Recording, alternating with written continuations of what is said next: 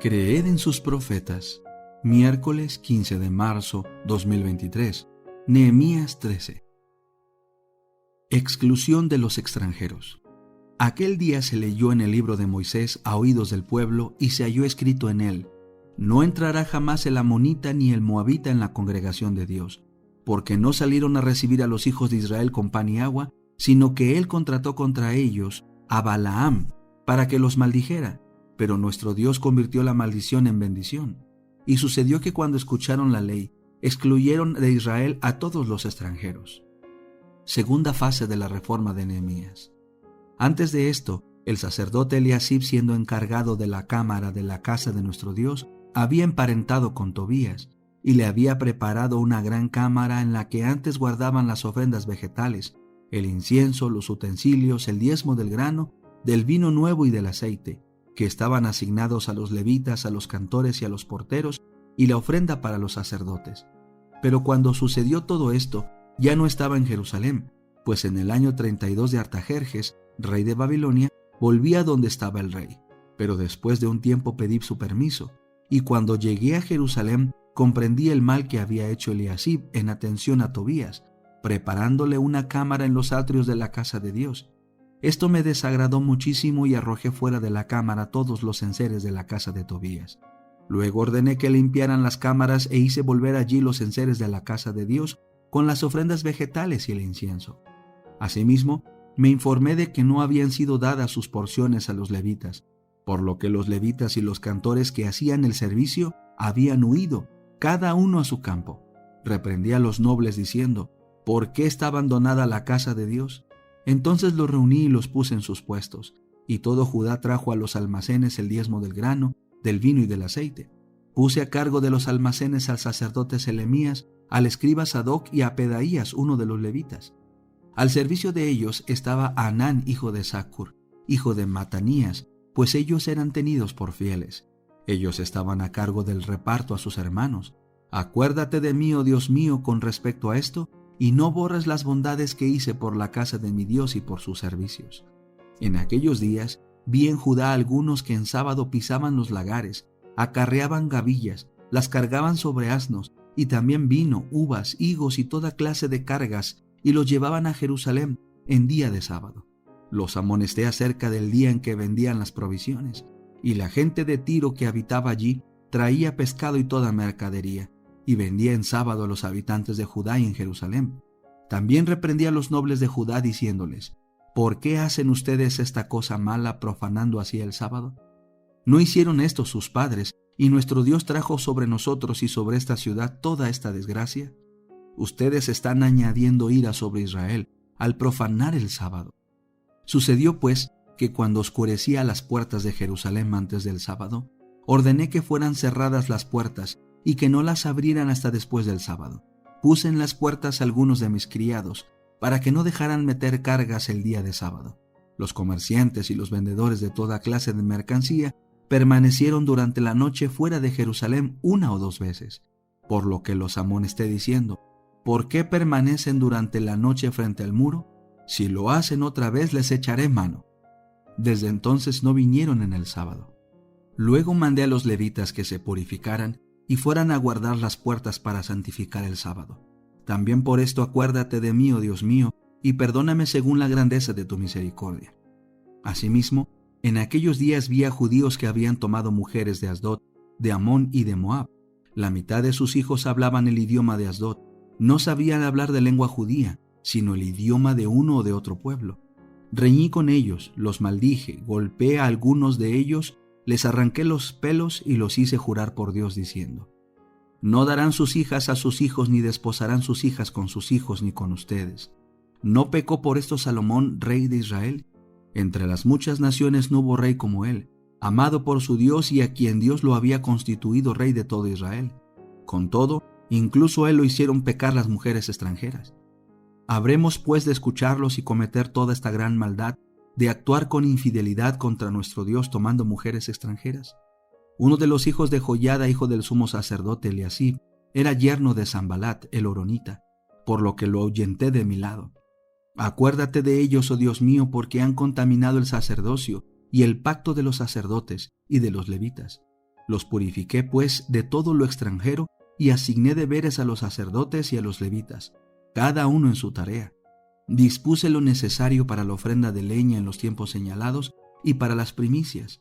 Acuérdate de mí, oh Dios mío, para bien. El conflicto de los siglos.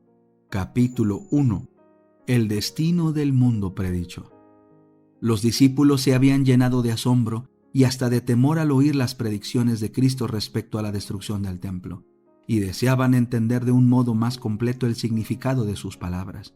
Durante más de 40 años se habían prodigado riquezas, trabajo y arte arquitectónico para enaltecer los esplendores y la grandeza de aquel templo. Herodes el Grande y hasta el mismo emperador del mundo contribuyeron con los tesoros de los judíos y con las riquezas romanas a engrandecer la magnificencia del hermoso edificio.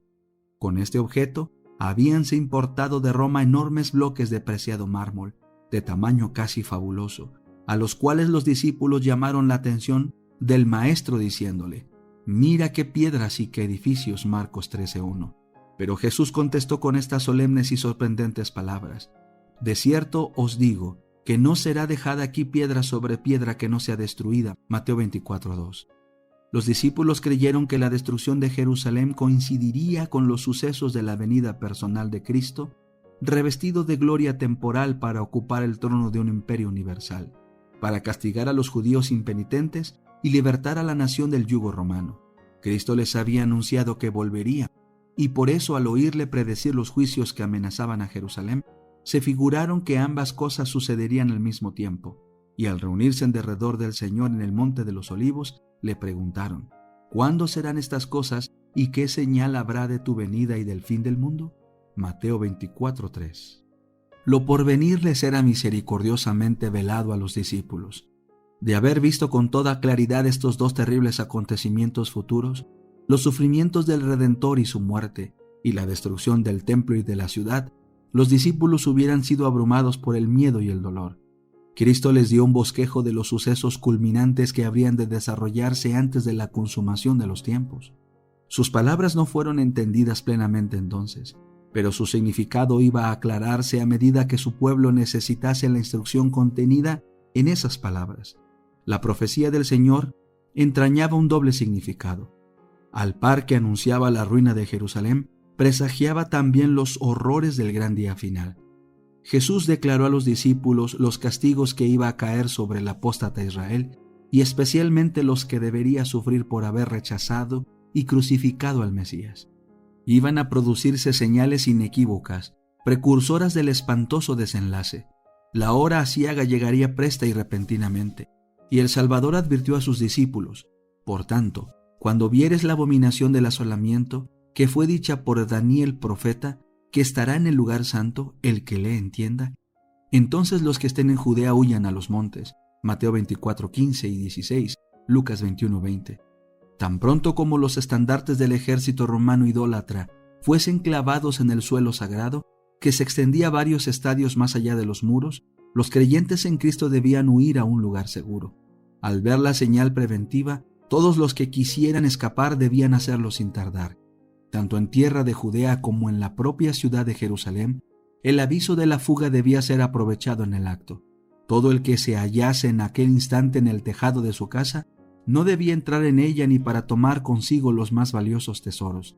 Los que trabajaran en el campo y en los viñedos no debían perder tiempo en volver por las túnicas que se hubiesen quitado para sobrellevar mejor el calor y la faena del día. Todos debían marcharse sin tardar, si no querían verse envueltos en la ruina general. Durante el reinado de Herodes, la ciudad de Jerusalén no solo había sido notablemente embellecida, sino también fortalecida. Se erigieron torres, muros y fortalezas que, unidos a la ventajosa situación topográfica del lugar, la hacían aparentemente inexpugnable. Si en aquellos días alguien hubiese predicho públicamente la destrucción de la ciudad, sin duda habría sido considerado cual lo fuera Noé en su tiempo, como alarmista insensato. Pero Cristo había dicho: «El cielo y la tierra pasarán, mas mis palabras no pasarán». Mateo 24:35. La ira del Señor se había declarado contra Jerusalén a causa de sus pecados, y su obstinada incredulidad hizo inevitable su condenación. El Señor había dicho por el profeta Miqueas: «Oíd ahora esto, cabezas de la casa de Jacob y capitanes de la casa de Israel, que abomináis el juicio y que pervertís todo el derecho, que edificáis a Sión con sangre y a Jerusalén con injusticia. Sus cabezas juzgan por cohecho y sus sacerdotes enseñan por precio, y sus profetas adivinan por dinero, y apóyanse en Jehová diciendo: ¿No está Jehová entre nosotros? ¿No vendrá mal sobre nosotros? Miqueas 3, 9 al 11. Estas palabras dan una idea cabal de cuán corruptos eran los moradores de Jerusalén y de cuán justos se consideraban, a la vez que se decían escrupulosos observadores de la ley de Dios. Quebrantaban todos sus preceptos. La pureza de Cristo y su santidad hacían resaltar la iniquidad de ellos. Por eso le aborrecían y le señalaban como el causante de todas las desgracias que les habían sobrevenido como consecuencia de su maldad. Aunque hartos sabían que Cristo no tenía pecado, declararon que su muerte era necesaria para la seguridad de la nación. Los príncipes de los sacerdotes y los fariseos decían: si le dejamos así, todos creerán en él, y vendrán los romanos y destruirán nuestro lugar y nuestra nación. Juan 11:48. Si se sacrificaba a Cristo, pensaban ellos, podrían ser otra vez un pueblo fuerte y unido. Así discurrían y convinieron con el sumo sacerdote en que era mejor que uno muriera y no que la nación entera se perdiese.